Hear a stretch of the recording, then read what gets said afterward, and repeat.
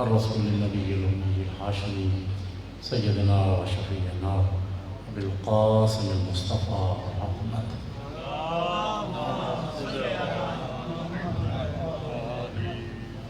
وعلى آل بیتہ الطیبین الطاہرین الہداۃ المہدیین المعصومین المظلومین اللعنۃ الدائمۃ علی اعدائهم اجمعین اما بعد فقد قال اللہ تعالی عز اسمہ فی محکم کتابہ ونطقن خطابہ بسم اللہ الرحمن الرحیم ان الدین عند اللہ الاسلام صراط المستقیم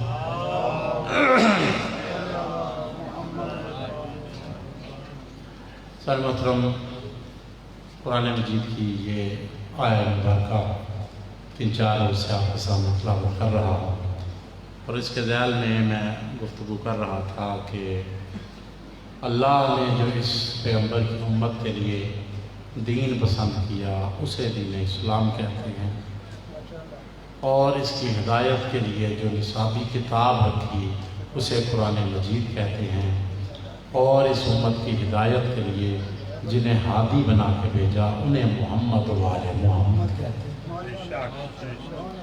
چونکہ یہ آل محمد کی مجالس ہیں، امام حسین کی مجلس ہے، تو پھر ضروری ہے کہ اس میں آل محمد کا بھی تذکرہ ہو، اسلام کا بھی تذکرہ ہو، اور قرآن کا بھی کچھ نہ کچھ تذکرہ ہونا چاہیے۔ میں نے کل تک گزارش کیا تھا کہ قرآن مجید کہ جس کے بارے میں پیغمبر خدا نے بڑا ہی دکھ بھرا ارشاد فرمایا تھا کہ سیأتی علی الناس زمان لا یبقی فیہ من القرآن الا رسمہ ومن الاسلام الا اسمہ، کہ ان قریب ایسا وقت آ جائے گا کہ قرآن فقط رسم الحق کی حد تک رہ جائے گا، اور اسلام جو ہے وہ فقط نام کی حد تک رہ جائے گا۔ تو آج ہم قرآن سے اور اسلام کے اصول و قواعد سے کچھ دور ہیں، جانتے نہیں ہیں، تو اسی لیے میں نے کوشش کی کہ میں کچھ قرآن کے بارے میں آپ کے سامنے تذکرہ کر دوں۔ میرے بھائی یہ یاد رکھیں، قرآن وہ عظیم کتاب ہے کہ بعض لوگ سمجھتے ہیں کہ پڑھیں گے تو اجر میں اضافہ ہوگا، آخرت میں بہتری ہوگی۔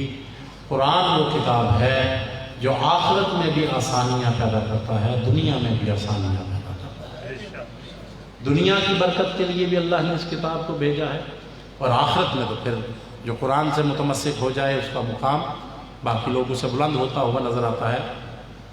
امام جعفر صادق علیہ السلام، ہم لوگ عموماً کوشش کرتے ہیں کہ بعض لوگوں کا ذہن میں یہ چیز ہوتی ہے کہ شاید جو چیز مہنگی ہوتی ہے تو شاید وہ اچھی بھی ہوتی ہے، پر بعض لوگ جو ہیں وہ بیچارے، بعض ڈاکٹر صاحبان جو ہیں ان کو دیکھتے ہیں کہ وہ غرباء کی مدد کرنے کے لیے وہ فیس نہیں لیتے یا تھوڑی لیتے ہیں، تو مریض کو اطمینان نہیں ہوتا کہ پتہ نہیں کوئی دوا ٹھیک بھی دی ہے کہ نہیں دی ہے۔ تو مہنگی چیزوں کی طرف ہم جانا چاہتے ہیں، ذاکر صاحب ہوں تو مہنگے ہوں، مولوی صاحب ہوں تو مہنگے ہوں، اور میں تو اردو بازار میں جاتا رہتا ہوں تو کتابیں بھی میں خریدتا ہوں تو میں عموماً کہا کرتا ہوں کہ مجھے لگتا ہے کہ یہ شیعت غرباء کا مذہب نہیں، یہ نواب حضرات امراء کا مذہب مجھے لگتا ہے۔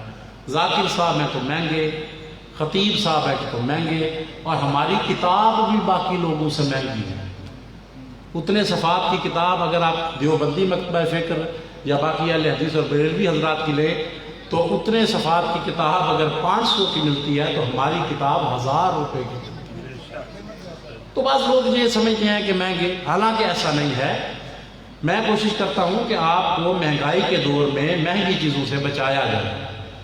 گھر میں چھوٹا سا مسئلہ کوئی ہو جاتا ہے، چلو جی پیر صاحب کے پاس چلے، کوئی تعویذ لکھوا لائیں، وہ اس کو پھر 1000 روپیہ یا 2000، جناب پیر صاحب میرا رزق جو ہے وہ تنگ ہے، کوئی تعویذ دے دیں۔ تو میں عموماً کہا کرتا ہوں کہ مریض کا رزق پتہ نہیں کھلنا ہے کہ نہیں کھلنا، پیر صاحب کا رزق بہرحال کھل گیا، اس کو 1000 یا 2000 بہرحال وہ مل گئے ہیں۔ تو میرے بھائیوں، میں نے کل بھی کہا تھا کہ تیرے گھر میں قرآن جیسا پیر موجود ہے، اس سے شفا حاصل کر، اس سے متمسک ہو جا۔ امام جعفر صادق علیہ السلام، اور ہر وہ تعویذ، ہر وہ گنڈا، ہر وہ طریقہ جو آل محمد کے گھر سے نکلے وہ حق ہے، اور جو دوسرے لوگ دیتے ہیں اس کی ضمانت کوئی نہیں۔ امام ارشاد فرماتے ہیں کہ جو بندہ نیا لباس خریدے تو اس کو چاہیے کہ ایک برتن میں کچھ پانی کو لے لے اور اس کے اوپر 41 دفعہ سورہ انا انزلنا کی تلاوت کر دے۔ نیا لباس خریدا ہے، اگر لباس تو سارے لیتے ہی جاتے ہیں نا، 6 مہینے سال کے بعد لباس تو لیتے ہی جاتے ہیں، تو معصوم فرماتے ہیں کہ جو بندہ نیا لباس خریدے تو ایک برتن میں پانی لے کر اس کے بعد 41 دفعہ سورہ انا انزلنا کی اس پہ تلاوت کر دے، اس کے بعد اس پانی کا لباس پہ چھڑکاؤ کر دے، جب تک اس لباس کا ایک تار بھی موجود رہے گا اللہ مسلسل روزیوں میں اضافہ کرتا رہے گا۔ مگر عمل وہی کرے گا کہ جو ایمان رکھے گا، اور سستا ہے تو پتہ نہیں کوئی عمل کرتا ہے کہ نہیں کرتا۔ امام نے بہرحال بتا دیا ہے، عمل کرنا نہ کرنا ہماری بات ہے، مل کے گرم سوال کریے۔ تو قرآن کے بارے میں نے جہاں کل بات کی تھی 2 جملے اس سے آگے کیا دینا چاہتا ہوں کہ قرآن کے 5 حقوق ہیں کہ گھر میں بندہ نسخہ قرآن کو رکھے۔ دوسرا تھا، دہرا رہا ہوں تاکہ بچوں کو یاد ہو جائے، گھر میں نسخہ قرآن کو رکھے، پھر اس کے بعد قرآن کی توقیر کرے۔ بہتر ہے کہ اس کو جزدان میں لپیٹ کے رکھا جائے۔ 1000 کتاب میں بھی جب قرآن کو جزدان میں لپیٹ کے رکھتے ہیں تو بندہ سمجھ جاتا ہے کہ باقی کتابوں کی حیثیت اور ہے، قرآن کا مرتبہ اس کی نظر میں کچھ اور ہے۔ قرآن کی توقیر کرے، قرآن کی عزت کرتا ہوا نظر آئے۔ تیسرا کام یہ ہے کہ قرآن کی تلاوت بھی کرے اور قرآن کو حفظ کرنے کی کوشش بھی کرے۔ چوتھا اور 5واں درجہ جو ہے، جو قرآن کا حق ہے، وہ یہ ہے کہ بندہ قرآن کی تلاوت کرنے کے بعد اس قرآن میں غور و فکر کرے اور غور و خوض کرنے کے بعد اس پہ عمل کرتا ہوا نظر آئے۔ میں نے کسی وقت میں ایک جملہ کہا تھا، وہ پھر کہہ کے آگے بڑھ جانا چاہتا ہوں کہ میرے بھائیو یاد رکھیں، قرآن کی تلاوت کرنا اور ہے، قرآن میں غور و فکر کر کے اس پہ عمل کرنے والے کا مرتبہ اللہ کی نظر میں اور ہوا کرتا ہے۔ اگر کسی کا ذہن بیدار ہو تو میں کہہ دینا چاہتا ہوں، جملہ پھر دوہرا دینا چاہتا ہوں کہ قرآن تلاوت کرنے والے کا مرتبہ اور ہے، مگر غور و فکر کر کے قرآن پہ عمل کرنے والے کا مرتبہ زمین و آسمان کا بہت پیدا ہو جاتا ہے۔ یاد رکھیے گا کہ قرآن پڑھنے والا قاتل حسین ہو سکتا ہے، قرآن پہ غور و فکر کر کے عمل کرنے والا قاتل حسین نہیں ہو سکتا۔ 5واں حق یہ ہے کہ غور و فکر کر کے اس پہ عمل کرتا ہوا بھی بندہ نظر ہے۔ معیار کیا ہے؟ معیار کیا ہے دنیا میں جو یہ ہے کہ ایسی باتیں عموماً نہیں کرتے ہیں، ایسی مجالس نہیں پڑھی جاتی، تو کیا ان کو چاہیے کہ ہمارے والی روش کو اختیار کریں کہ کچھ نہ کچھ قرآن کی باتیں ہوں کہ لوگ متوجہ ہو جائے بھائی قرآن میں اس میں مجلس میں بات ہونی ہے۔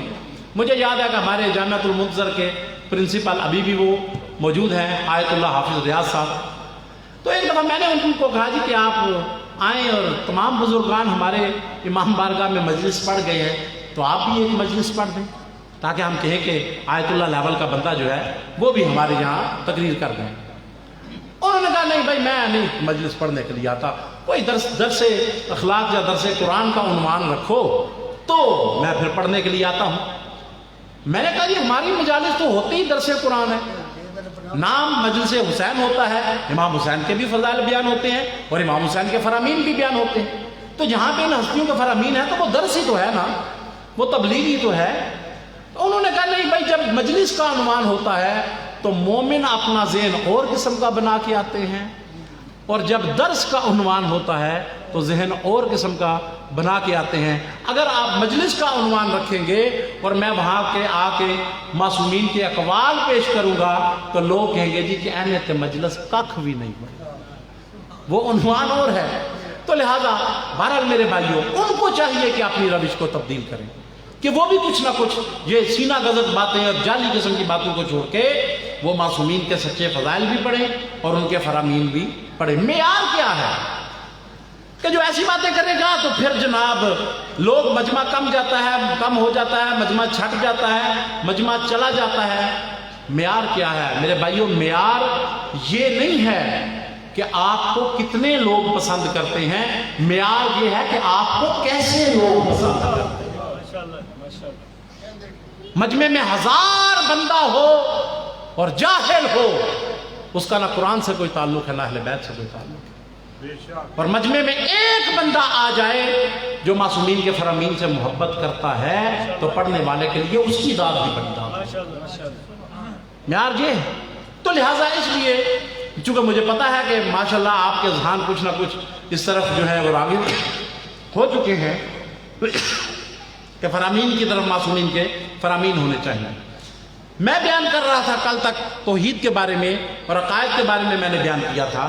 میرے بھائیو یاد رکھیے گا کہ اگر کوئی خود سے عقیدہ بنا لیتا ہے, توحید کے 2 جملے کہنا چاہتا ہوں, خود سے کوئی بندہ عقیدہ بنا لیتا ہے تو یہ بندہ بھی معصوم پہ ظلم کرنے والا ہے. امام محمد باقر علیہ السلام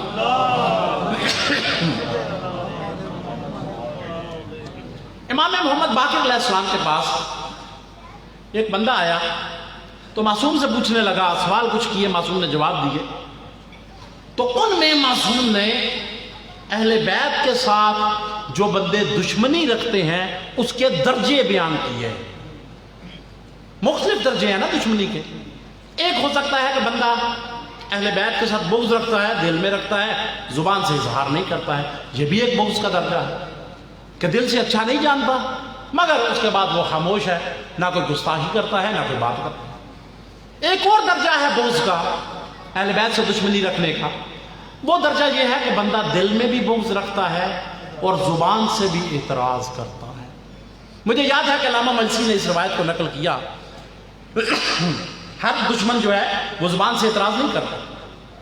علامہ مجلسی نے ایک روایت کو نقل کیا, فرماتے ہیں کہ امیر المومنین علی ابن ابی طالب صلی اللہ علیہ وسلم کوفہ کے منبر پر خطبہ دے رہے ہیں. خطبہ دینے کے لیے علی ابن ابی طالب کھڑے ہوئے اور مولا نے خطبہ دینا شروع کیا. قرآن کی آیات مسلسل زبان سے نکل رہی ہیں, پیغمبر کی ارشادات جو ہیں وہ زبان سے مسلسل نکل رہے ہیں. علی ابن ابی طالب کائنات میں موتی بکھیرتے ہوئے نظر آتے ہیں, دین کے حقائق کو بیان کر رہے ہیں. اور چونکہ کوفہ کے اس وقت حالات ایسے تھے کہ کئی گروپ بن گئے تھے, کوئی مولا کا دوست تھا, کوئی مولا کا دشمن تھا, پھر ان میں کئی دل میں بغض رکھنے والے ہیں اور کوئی جرأت کر کے اعتراض کرنے والا بھی ہے. مولا نے جب خطبہ دینا شروع کیا, ایک گستاخ کھڑا ہوا. ہوتا ہے نا بعض دفعہ کوئی عالم دین بھی بات کرتا ہے تو ایک جاہل کھڑا ہو کر اعتراض کر دیتا ہے. تو اس کا حل کیا ہے؟ اس کا حل یہ روایت سے پتہ چل جائے گا. اب مولا علی خطبہ دے رہے ہیں, دین بیان کر رہے ہیں, حق بیان کر رہے ہیں. وہ علی ابن ابی طالب جو نہ کبھی حق سے جدا ہوتا ہے نہ حق اس سے جدا ہوتا ہے, ایک گستاخ کھڑا ہوا. کہنے لگا یا علی آپ کی یہ بات صحیح نہیں ہے. امیر المومنین نے فرمایا علی میں ٹھیک کہہ رہا ہوں.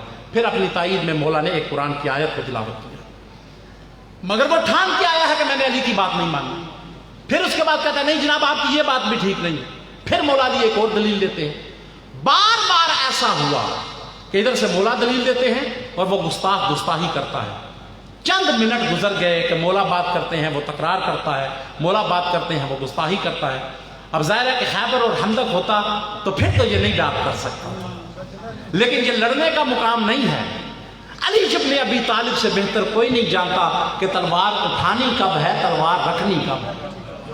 ایک مورخ کا میں نے ایک جملہ پڑھا تھا, قسم بخدا کائنات کی قیمت کے صدف ہیں جو اس نے اپنے قلم سے تحریر کیے. وہ کہتا خدا کی قسم علی سے بہتر کوئی نہیں جانتا کہ تلوار اٹھانی کب ہے اور تلوار رکھنی کب ہے. جب علی دیکھتا تھا کہ دشمن نے حملہ کر دیا, اسلام کو برباد کر دیں گے, علی تلوار اٹھا لیا کرتا تھا. اور جب علی دیکھتا تھا کہ تلواروں کی جھنکار میں کہیں اسلام کی آواز پست نہ ہو, اسلام کے لیے علی تلوار رکھ.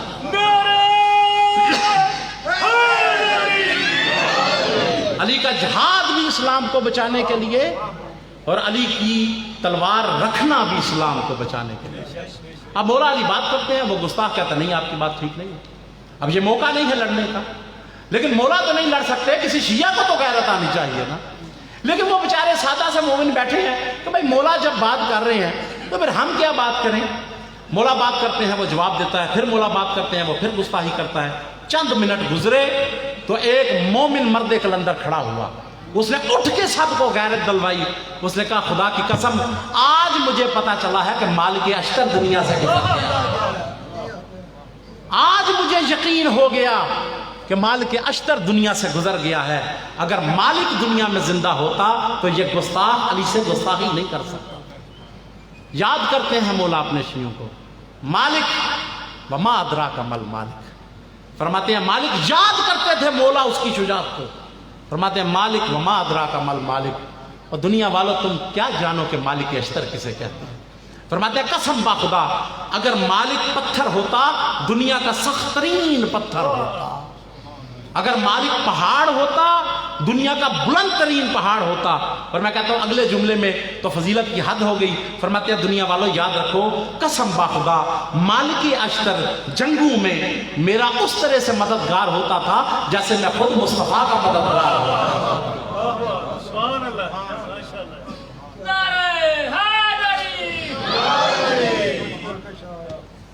ایک گستاخی کا درجہ یہ ہے کہ دل میں انسان بغض رکھتا ہو مگر گستاخی نہ کرے. دوسرا درجہ گستاخی کا یہ ہے کہ انسان دل میں بھی بغض رکھے اور اس کے بعد زبان سے گستاخی کرتا ہو نہ کرے. تیسرا درجہ یہ ہے کہ نہیں زبان سے بھی گستاخی کرے اور کوئی ہتھیار لے کر اہل بیت کے مد مقابل آ جائے. یہ بھی دشمنی کا ایک طریقہ ہے. معصوم نے ایک اور درجہ دشمنی کا بتایا ہے. فرماتے ہیں اہل بیت سے جو دشمنی کی گئی ہے نا تو ایک دشمنی جسے عموماً لوگ نہیں سمجھتے. معصوم فرماتے ہیں یاد رکھو اللہ نے ہمیں کائنات کا سب سے بڑا ہادی بنا کے بھیجا ہے. جو بندہ ہمیں چھوڑ کے خود سے کوئی عقیدہ بنا لیتا ہے اور ہم سے نہیں پوچھتا وہ بھی ہمارا دشمن شمار کیا جاتا ہے. خود سے عقیدہ بنا لیا مگر حضور سے پوچھنے کی توفیق نہیں ہوئی. خود سے عقیدہ بنا لیا مولا کے نہج البلاغہ کی طرف رجوع کرنا پسند نہیں کیا. اور جب ان ہستیوں کی طرف رجوع نہیں کیا جاتا تو پھر پتہ نہیں چلتا کہ خالق کون ہے اور مخلوق کون. اللہ الذی خلقکم ثم رزقکم ثم یمیتکم ثم یحییکم. جسے چاہتا ہے خلق کرتا ہے, جسے چاہتا ہے رزق دیتا ہے, جب چاہتا ہے موت عطا کرتا ہے, جب چاہتا ہے حیات عطا کرتا ہے. مرضی پوری کائنات میں خدا کی چل رہی ہے. اور معصوم ارشاد فرماتے ہیں بعض احادیث میں ان کے الفاظ ہیں اسی سے میں کچھ چیزیں آپ کے سامنے بیان کرنا چاہتا ہوں کہ خالق خدا, رازق خدا, محیی خدا, ممیت خدا, لوگوں کی روزیوں کو وسیع کرنے والا خدا ہے. امن یجیب المضطر اذا دعا ویکشف السوء. قرآن کہتا ہے کون ہے جو خدا کے سوا مضطر کی دعا کو سنتا ہے. مضطر کی دعا کو سننے والا بھی خدا ہے. مرضی خدا کی چل رہی ہے اور یہ خدا کے عاجز بندے ہیں جو کبھی خدا کی مرضی کے خلاف کوئی بات نہیں کرتے ہیں. جب چاہے جسے چاہے انسان پیدا کر دے اس کی مرضی ہے, جسے چاہے حیوان پیدا کر دے اس کی مرضی ہے, جسے چاہے زندگی عطا کر دے اس کی مرضی ہے, جسے چاہے موت عطا کر دے اس کی مرضی ہے, جسے چاہے دن کو چاہے رات میں شامل کر دے اس کی مرضی ہے, رات کو دن میں شامل کر دے اس کی مرضی ہے, جاندار سے بے جان کو پیدا کر دے اس کی مرضی ہے, بے جان سے جاندار کو پیدا کر دے اس کی مرضی ہے. مصطفیٰ کی گستاخی کرنے والے کے 10 بیٹے مار کر اس کو ابتر کر دے اس کی مرضی ہے. مصطفیٰ کو عطائے کوثر کر دے اس کی مرضی ہے.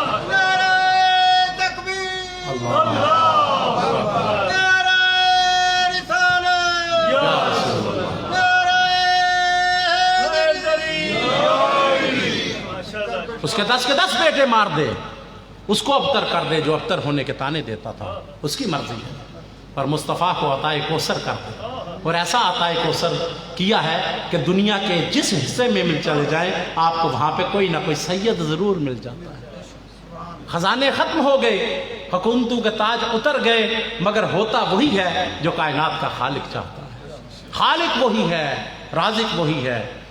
میرے بھائیوں توحید کی بنیاد پہ باقی اسلام کی عمارت قائم ہوتی ہے اور توحید کی ضد ہے شرک. الشرک باللہ, اللہ کے ساتھ کسی کو شریک کرنا. میں آج پیغمبر خدا کے بارے میں کچھ بیان کرنا چاہتا ہوں لیکن یہ آخری بات آپ کے سامنے کروں. شرک کی 2 شکلیں ہیں اور 4 قسمیں ہیں. توجہ فرمائیے گا, میں بڑا مجلسی انداز سے ہٹ کے بعض چیزوں کو بڑے سادہ انداز سے آپ کے سامنے بیان کر رہا ہوں تاکہ آپ کو یہ باتیں یاد ہو جائیں. جب امام بارگاہ سے جائے تو مجلس یہاں پہ چھوڑ کے نہ جائیں, مجلس اپنے گھروں میں لے کر. شرک کی دو شکلیں ہیں اور چار قسمیں ہیں. آج کی مجلس کا تحفہ یہی سمجھ لیں آپ. شکلیں کتنی ہیں؟ دو. اور قسمیں کتنی ہیں؟ چار. پہلے میں اس کی شکل بتا دوں. شرک کی دو شکلیں ہیں. وہ کون سی شکلیں ہیں؟ ایک شرک کی شکل یہ ہے کہ اللہ کو اتنا گھٹایا جائے کہ مخلوق کے برابر کر دو. اللہ کو اتنا پست کیا جائے، خدا کا مرتبہ اتنا گھٹایا جائے کہ اس کو مخلوق کے برابر کر دو. مخلوق والی صفات اس میں مان لو کہ فلاں جگہ پہ یار میں تو بڑا مجبور ہو گیا تھا. بندہ کہہ دے کہ اللہ بھی بڑا مجبور ہو گیا تھا. نہیں ہو سکتا. بندے جو ہیں وہ ظلم کرتے ہیں، اللہ جو ہے وہ بندوں پر لیس للعبید ظلم، بندوں پہ وہ ظلم نہیں کرتا. بعض دفعہ ہماری پنجابی میں بھی ایسے الفاظ جو ہیں وہ چلتے ہیں، نیت نہیں ہوتی مگر الفاظ جو ہے وہ مشرکانہ ہوتے ہیں. بندہ بعض دفعہ کہتا ہے کوئی ایکسیڈنٹ ہو جائے نا، ہائے ہائے ظلم خدا دا، یعنی یہ لفظ کہتے ہیں ہائے ہائے ظلم خدا دا. اخباروں میں لکھا جاتا ہے کہ جناب حج کے موقع پہ 50 لاکھ فرزندان توحید کا اجماع ہو گیا ہے، اجتماع ہے. 50 لاکھ فرزندان توحید کا. اللہ کے فرزند نہیں ہوتے. جنہوں نے ایک عیسیٰ کو فرزند مانا جب وہ مشرک ہو جاتے ہیں تو اللہ کے 50 لاکھ بیٹے مان لو تو شرک کیوں نہیں ہوتا؟ نیت نہیں ہوتی شرک کرنے کی مگر الفاظ ایسے ہوتے ہیں کہ وہ مشرکانہ ہو جاتے ہیں. ہو سکتا ہے کہ اللہ اس پہ کوئی عذاب نہ دے مگر اس سے اجتناب کرنا چاہیے. ایک شکل شرک کی یہ ہے کہ اللہ کو اتنا گھٹایا جائے، فلاں نہ ہوتا تو خدا کا فلاں کام نہ ہو سکتا. نہیں میرے بھائی، اللہ کبھی مجبور نہیں ہوتا. اللہ الصمد، پوری کائنات محتاج ہو سکتی ہے، وہ پوری کائنات سے بے نیاز ہوتا ہوا ہے. شرک کی ایک شکل تاکہ آپ کو پہچان ہو جائے کہ جو اللہ کو اتنا گھٹائے کہ کسی بھی مخلوق کے مقابلے میں لے آئے. اور میں کہتا ہوں کہ مخلوق مقابلہ کر کیسے سکتی ہے؟ جو مخلوق کا سردار ہے جب اس کے سامنے وہ مصطفیٰ بھی جھکتا ہوا نظر آتا ہے، مرتضیٰ بھی جھکتا ہوا نظر آتا ہے. نعرہ تکبیر، نعرہ رسالت، نعرہ حیدری. جب کائنات کے سردار اس کے سامنے جھکتے ہوئے نظر آتے ہیں، اور جھکتے بھی کتنا ہے کہ پیغمبر خدا نے اتنی عبادت کی، واحد عبادت گزار ہے محمد مصطفیٰ کہ ہر کسی سے زیادہ عبادت کا تقاضا کرنے والا اللہ کہتا ہے میرا حبیب اپنی عبادت کو کچھ تو کم کر. میں نے یہ قرآن تجھے مشکل میں ڈالنے کے لیے نازل نہیں کیا، کچھ کم کر لے. اور علی ابن ابی طالب روایات کہتی ہیں کہ 2102 سجدہ روزانہ کرتے ہیں. 51 رکعت الگ سے اور 1000 رکعت الگ سے مولا علی جو ہے وہ روزانہ پڑھتے ہیں. تو ایک رکعت میں 2 سجدے ہوئے تو کتنے سجدے ہو گئے؟ 2102 سجدے کرنے کے بعد علی ابن ابی طالب سر جھکا کے کہتے ہیں اے میرے خدایا، جو تیری عبادت کا حق تھا وہ علی ابھی ادا کر ہی نہیں سکتا. اللہ کو پہلے شرک کی قسم کہ خدا کو اتنا پست کیا جائے کہ کسی مخلوق کے مقابلے میں لے آئے تو شرک ہو جاتا ہے. اور دوسری شکل یہ ہے کہ مخلوق کو اتنا بلند کیا جائے کہ اللہ کے برابر میں لے آؤ تو بھی شرک ہو جاتا ہے. مخلوق کا مرتبہ یہ نہیں کہ اللہ تک بلند ہو جائے، اور خدا کا مرتبہ یہ نہیں کہ وہ مخلوق کے درجے تک آ جائے. یہ شرک کی 2 قسمیں ہیں. یہ شکلیں میں نے آپ کو اس لیے بتائیں تاکہ آپ کو گفتگو میں پتہ چل جائے کہ مشرک کون ہوتا ہے، موحد کون ہوتا ہے. اور اس کے توڑ کے لیے اللہ نے 2 کلموں کو نازل کیا. ایک دفعہ مل کے سبات پڑھ لیجیے.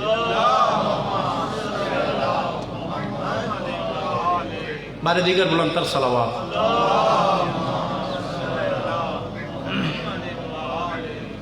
اس کے توڑ کے لیے اللہ نے 2 کلموں کو نازل کیا. چونکہ شکلیں شرک کی 2 ہیں، اللہ کو گھٹانا، مخلوق کو بڑھانا.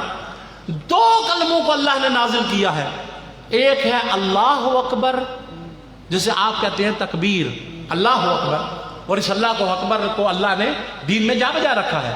اگر آپ اقامت کہتے ہیں تو اللہ اکبر کہتے ہیں کہ نہیں کہتے ہیں؟ اقامت کے شروع میں رکھا. اچھا اذان کہتے ہیں اس سے پہلے تو اس میں بھی اللہ اکبر ہے کہ نہیں ہے؟ اللہ اکبر ہے. اچھا آپ نماز پڑھتے ہیں دن میں 5 نمازیں تو واجب ہیں, 5 تو بندے نے پڑھنی ہے نا, 5 تو ضروری ہیں. اچھا اب تکبیرۃ الاحرام میں کیا کہتے ہیں؟ اچھا رکوع میں جانے سے پہلے کیا کہتے ہیں؟ رکوع سے اٹھتے ہوئے کیا کہتے ہیں؟ سجدے میں جاتے ہوئے, اٹھتے ہوئے, تشہد سے پہلے, تشہد کے بعد. تو اللہ اکبر ایک کلمہ اللہ نے اللہ اکبر کا نازل کیا کہ اللہ سب سے بڑا ہے. اور دوسرا سورہ اخلاص میں وَلَمْ يَكُنْ لَهُ كُفُوًا أَحَدٌ کہ کوئی اللہ کا ہمسر نہیں ہے. یہ 2 کلمے اللہ نے شرک کی دونوں شکلوں کو توڑنے کے لیے نازل کیے کہ اگر کبھی کوئی اللہ کو گھٹائے تو اللہ اکبر کہہ کے کہو کہ تو جھوٹ بول رہا ہے. اگر کوئی مخلوق کو بڑھائے وَلَمْ يَكُنْ لَهُ كُفُوًا پڑھ کے کہو کہ مخلوق کبھی اللہ کے برابر نہیں ہے.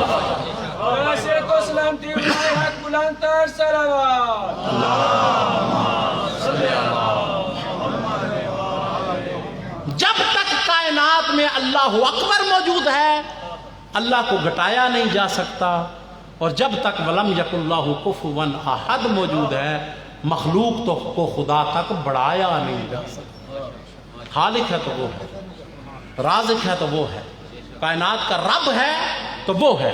اور ایک اور صفت جو معصوم نے بیان کی ہے وہ یہ کہ بندہ خدا کے بارے میں تسلیم کرے کہ بندوں سے جتنی محبت وہ کرتا ہے کائنات میں کوئی نہیں کرتا. اس کے نمائندے جتنی محبت بھی دوسرے لوگ نہیں کر سکتے.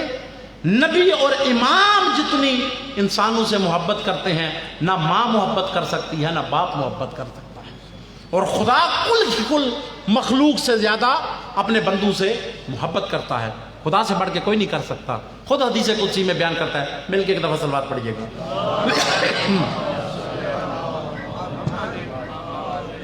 اور خود حدیث قدسی میں بیان کرتا ہے, کہتا ہے میرے بندو یا عبادی او میرے بندو یاد رکھو کہ میری محبت تم سے کتنی ہے. میں تمہیں جہنم میں نہیں بھیجنا چاہتا, تم خود جہنم میں جانا چاہتے. میری محبت اتنی ہے کہ ارشاد فرماتا ہے کہ 70 ماؤں کو اکٹھا کرو, اور مائیں بھی وہ کہ جن کی گود میں بچہ موجود ہو. اپنے بیٹے کے ساتھ ماں کو بڑی محبت ہوتی ہے, مگر اس لال کے ساتھ سب سے زیادہ محبت ہوتی ہے جو ماں کی گود میں موجود ہوتا ہے. جو بڑا ہو جائے تو پھر کبھی اس کی سرزنش بھی ہو جاتی ہے, کبھی تربیت کے لیے مار بھی ہو جاتی ہے, مگر ماں کو جتنی محبت اس گود والے بچے سے ہوتی ہے باقی اولاد سے اتنی محبت نہیں ہوتی. تو خود حدیث قدسی میں کہتا ہے کہ میری محبت تم سے اتنی ہے کہ 70 ماؤں کو اکٹھا کرو کہ جن کی گود میں بچے موجود ہیں. 70 ماؤں کی محبت کو اکٹھا کرو, جہاں پر ان کی محبت کی انتہا ہوتی ہے وہاں سے میری محبت کی ابتدا ہوتی ہے. وہاں سے میری محبت کی ابتدا ہوتی ہے. اس نے ہمیں لباس عطا کیا, یہ اس کی محبت ہے. اس نے ہمیں گھر عطا کیا, یہ اس کی محبت ہے. اس نے ہمیں دنیاوی نعمات عطا کی, یہ اس کی محبت ہے. اس نے ہمیں والدین عطا کیے, یہ اس کے محبت ہیں. اس نے محمد و آل محمد جیسے ہادی عطا کیے, یہ اس کی محبت. اور میں ایک جملہ عموماً کہا کرتا ہوں کہ وہ خالق جو بندوں سے ہر وقت محبت کرتا ہے, ہر وقت بندوں سے محبت کرتا ہے, جب اس نے اپنی محبت کی انتہا دکھائی تو محمد مصطفیٰ کو ہمارا ہادی بنا کر دنیا میں.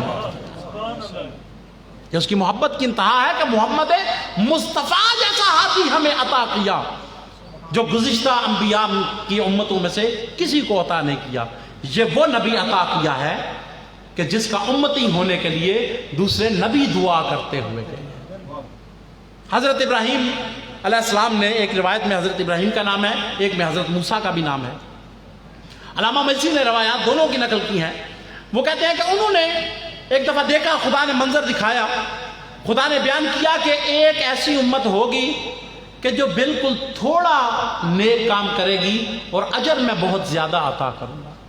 تو حضرت ابراہیم اور حضرت موسیٰ نے کہا خدایا وہ ہماری امتیں ہوں گی. خدا نے کہا نہیں, تمہاری امتیں نہیں ہوں گی. اچھا پھر اللہ نے ایک اور چیز بیان کر دی کہ میں ایک ایسی امت کو پیدا کروں گا کہ اگر وہ نیکی کا ارادہ بھی کریں گے تو ان کے نامہ اعمال میں نیکی لکھ دی جائے گی. اچھا خدایا کیا ہماری یہ امتیں ہوں گی؟ کہا نہیں تمہاری امت نہیں ہوگی۔ اچھا پھر اس کے بعد بیان کیا کہ اگر وہ نیکی کر لیں گی تو ایک نیکی پہ اللہ جو ہے وہ 70 نیکیوں کا اجر عطا کرے گا، ایک روایت کے مطابق۔ کیا یہ ہماری امت ہوگی؟ کہا نہیں وہ تمہاری امت نہیں ہے۔ اچھا پھر اگر وہ ارادہ نیکی کے ارادے پہ نیکی لکھی جائے گی، بدی کے ارادے پہ بدی نہیں لکھی جائے گی، بلکہ خدا نے کہا کہ اگر وہ بدی کریں گے، برا کام کریں گے، تو میں فرشتوں کو کہوں گا کہ اس کی بدی کو کچی پینسل سے لکھنا، زندگی کے کسی لمحے میں توبہ کر دے تو اس کی برائیوں کو ختم کر۔ اے خدایا کیا یہ ہماری امت ہوگی، ان کا نبی میں ہوں گا؟ کہا نہیں ابراہیم نہ تو ہوگا نہ موسیٰ ہوگا۔ جب کہا تو پھر کہا کہ یہ کون ہوگا؟ کہا کہ یہ آخری نبی ہوگا جس کا نام محمد مصطفیٰ صلی اللہ علیہ وسلم، محمد مصطفیٰ ہے جس کا نام، یہ اس کی امت ہوگی۔ اور خدا نے پھر کچھ فضائل ان کے لکھے، فضائل ان کے سامنے بیان کیے۔ روایت کہتی ہے جب خدا نے فضائل بیان کیے نا ان دونوں نبیوں کے ساتھ، پھر دونوں یک زباں ہو کر اللہ کے سامنے عرض کرتے ہیں اے میرے خدایا اگر یہ امتیں ہماری نہیں ہوں گی تو پھر ایک لطف کر دے کہ اس نبی کا ہمیں امتی بنا کر دنیا میں بھیج، جس کے امتی ہونے کے لیے دوسرے نبی دعا کرتے ہوئے چلے جائیں۔ تو میرے بھائیو اس کا مقابلہ کون کر سکتا ہے؟ یہ خدا کی محبت کی انتہا ہے کہ ہمیں محمد مصطفیٰ جیسا نبی عطا کر دیا۔ اور نبی جو عطا کیا ہے میرے بھائیو، نبی مشہور روایات کے مطابق 1,24,000 پیغمبر اللہ نے بھیجے ہیں، مگر فرق ہے، بعض بندے سمجھتے ہیں کہ شاید سارے نبی ایک جیسے، نہیں، معصوم سارے تھے، پیارے اللہ کو سارے تھے، مگر درجہ سب کا ایک جیسا نہیں تھا۔ تِلْكَ الرُّسُلُ فَضَّلْنَا بَعْضَهُمْ عَلَىٰ بَعْضٍ، کہ اللہ نے بعض رسولوں کو بعض پر فضیلت عطا کر دی ہے۔ اور کتنی فضیلت عطا کی؟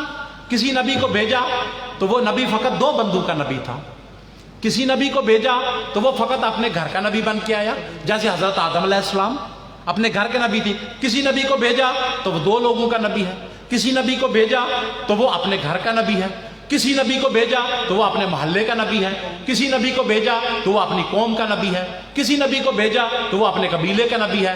حضرت ابراہیم کا دائرہ وسیع ہوا ہے۔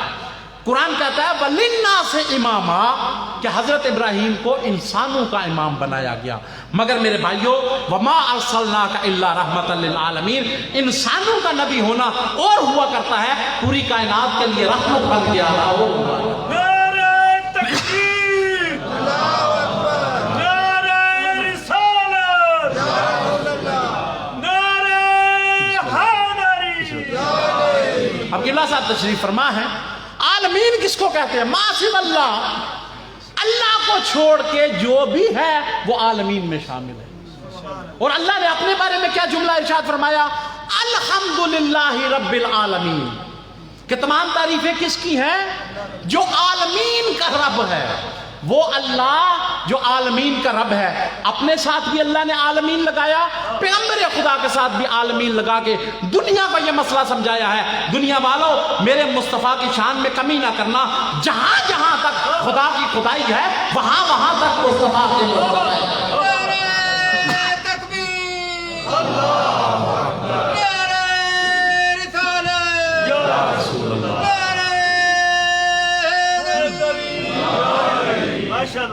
یہ حدود ہے پیغمبر کی رسالت، اور جب بھیجا ہے تو پھر اِنَّا أَرْسَلْنَاكَ شَاهِدًا وَمُبَشِّرًا وَنَذِيرًا، گواہ بنا کے بھیجا۔ 3 لفظ ہیں، بس اسی پہ میں ختم کروں گا، کل سے انشاءاللہ میں رسالت کا کچھ تذکرہ آگے بیان کروں گا کہ 3 الفاظ ہیں کہ جب بھیجا تو شاہد بنا کے بھیجا۔ شاہد کسے کہتے ہیں؟ گواہ کو، جو گواہی دیتا ہے، شاہد کسے کہتے ہیں؟ گواہ کو، گواہ کو کہتے ہیں۔ یہ شاہد کا لفظ رکھ کے اللہ نے بتایا ہے عقیدہ تم نے وہ ماننا ہے جس کی گواہی مصطفیٰ دیتا ہو۔ کاروبار کرنے والے کا عقیدہ تمہیں ماننا نہیں ہے، بلکہ اس کا عقیدہ ماننا ہے، وہ عقیدہ ماننا ہے جس کی گواہی مصطفیٰ دے۔ اشہد اللہ الہ الا اللہ وحدہ لا شریک لہ واشہد ان محمدًا عبدہ ورسولہ، جو مصطفیٰ نے گواہی، جو کلمہ سکھایا ہے اس پہ ایمان رکھنا ہے۔ پھر اس کے بعد مبشرا و نذیرا، मुबश्शिर बना के भेजा, बशारतें देने वाला, और नज़ीर बना के भेजा है।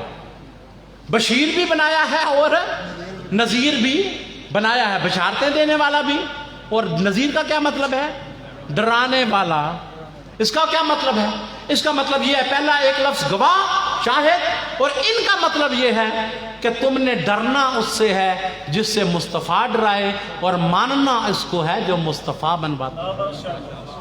वो मुस्तफ़ा मशरिक में मनवाए तब भी मानना ज़रूरी है, वो मगरिब में मनवाए तब भी मानना ज़रूरी है, वो अर्श पे जाके मनवाए तब भी मानना ज़रूरी है, वो फर्श पे मनवाए तब भी मानना ज़रूरी है, वो सुबह को मनवाए तब भी मानना ज़रूरी है, वो शाम को मनवाए तब भी मनवाना ज़रूरी है, वो दुश्मनों में मनवाए तब भी मानना ज़रूरी है, वो दोस्तों में मनवाए तब भी मनवाना ज़रूरी है, वो बदर, उहद, खैबर लड़ के मनवाए तब भी मानना ज़रूरी है, मन कुंतु पढ़ के मनवाए तब भी मानना।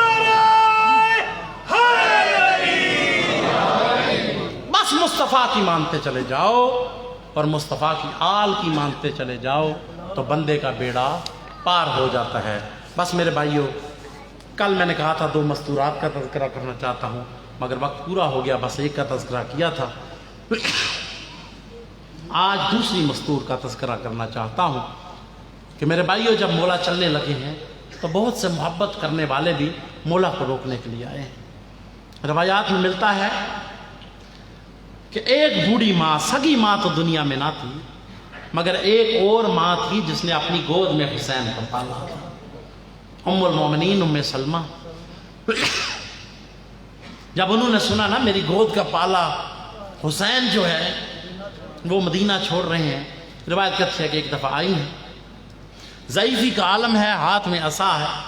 मौला हुसैन ने जब देखा ना कि मेरी बूढ़ी शफीक नानी, मेरी माँ, उम्मत की माँ आ रही है, आगे बढ़ के इस्तकबाल किया और कहा कि नानी जान, आपने तकलीफ़ क्यों फरमाई थी? आप मुझे पैगाम भेजती, तेरा लाल तुझसे मिलने के लिए आ जाता, कि हुसैन अपनी माँ से मिलने के लिए आ जाता।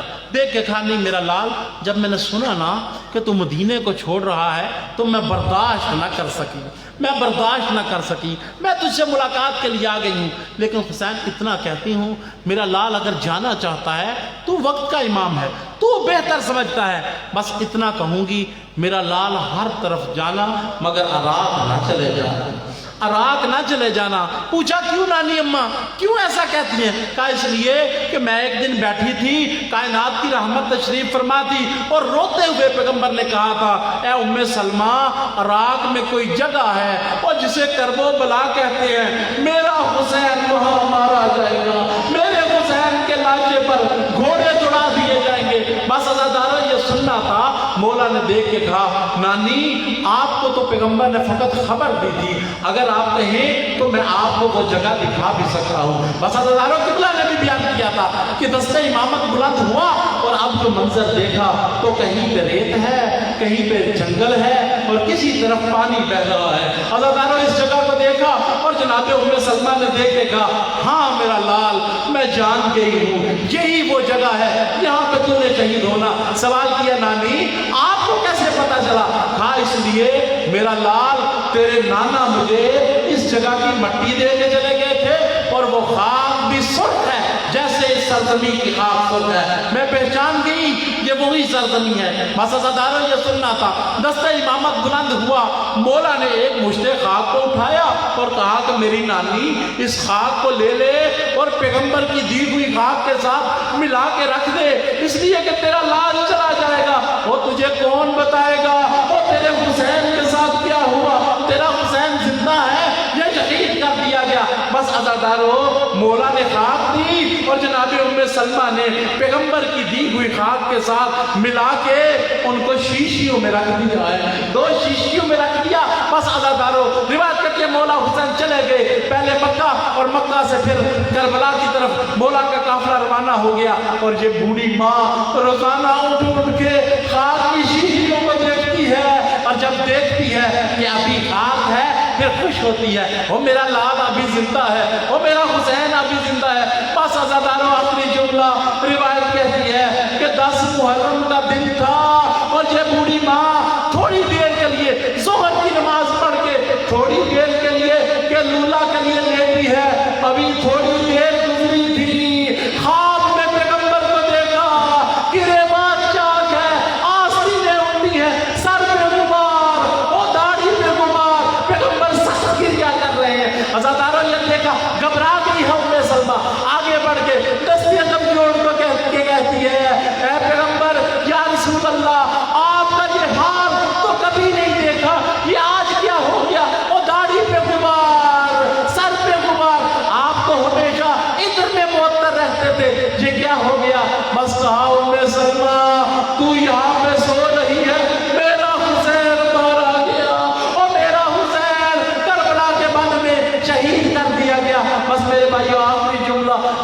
کے یہ سن کے غش کر گئی ہے سلمہ، غش کر گئی ہے سلمہ۔ میں بس اتنا کہوں گا، اے ام المومنین، آپ کو بڑی محبت تھی مولا حسین سے، لیکن آپ نے فقط لفظ سنا ہے، غش کر گئی کہ حسین قتل ہوا۔ آپ نے حسین کے مشت گلے پہ خنجر چلتے ہوئے نہیں دیکھا، وہ میں قربان اس زینب کبریٰ پہ 70 قدم پہ کھڑی تھی، مسلمان حسین کے مشت گلے پہ خنجر چلا رہے تھے۔ سیعلم الذین ظلموا ای منقلب ینقلبون، انا للہ و انا الیہ راجعون، رضا بک اللہ و تسلیم الامر۔